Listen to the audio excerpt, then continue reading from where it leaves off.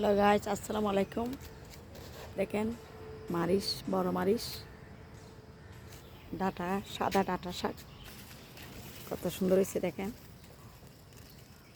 অনেক বড় বড় হয়েছে, খুব সুন্দর। দেখেন পুরাটা দেখেন কত সুন্দর।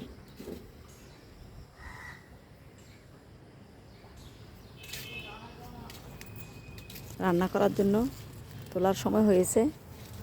দেখেন মাশাআল্লাহ অনেক সুন্দর।